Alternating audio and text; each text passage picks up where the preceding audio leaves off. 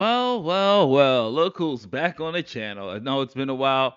Welcome everyone to Gaming Central. Justin here from Imaginative Visions. And today, my friends, we are going to be talking about the video game, The Valley Beyond. And I was blessed enough to get a review copy. So I will be talking about this game. So let's talk a little bit about the overview of the game, which we're going to go to Steam and read it for you. Combining exploration, puzzles, and platforming, The Valley Beyond sends you on a vacation to a glorious park filled with works of art.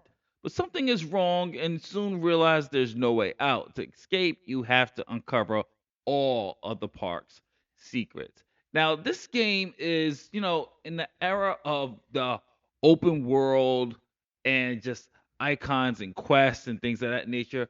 The Valley Beyond is a game that is where I would say the approach is minimalist exploration. That's the best way I can describe this because you're just thrown in there and you kind of gotta figure everything out for yourself. So if you are not someone who likes those type of games where you really are literally just probably walking and just trying to figure out what to do, this might not be for you in terms of just gameplay and pacing wise. But you do begin as this traveler of consciousness and you're sending your mind into that artificial body to explore this art park. Well, I'll call it that, the art park.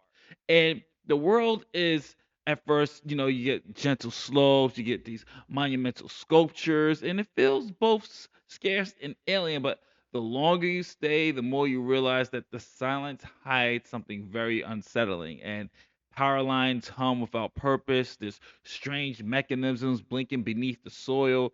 And then there's this abandoned installations, whispers that you're just a guest here and you're just part of something left behind. And there's no exposition. There's no exposition. I'm gonna say that again. There's no narrator to spell things out for you. You are the protagonist. You are the one that is just going through the motions and going through and just exploring. Exploration is the name of the game, and patience is your mechanic in this because the Valley Beyond strips exploration down to its essence. You walk, you climb, you observe, and sometimes you solve puzzles. Though solve might be wrong, might be the wrong word. These aren't like these tidy, logical grid puzzles or button sequences. They're riddles of perception, and it's aligned with shapes of with the horizon, and you follow the rhythm of these sculpture shadows, and there's so much to discover. And these mechanics click, and it works very well.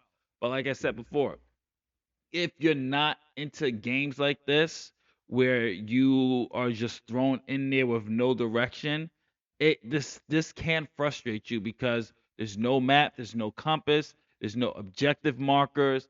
There's this line between freedom and a whole lot of confusion, and some of the puzzles rely too heavily on a trail, on just more of a trial and error, and there's actually real risk of just wandering for an hour with no progress. Like, so this game, once again, I'm gonna say it once again, does not hold your hand, folks.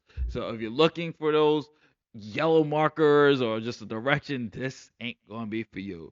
Visually, I'll have to say, very impressive. Really like the way this art part looks.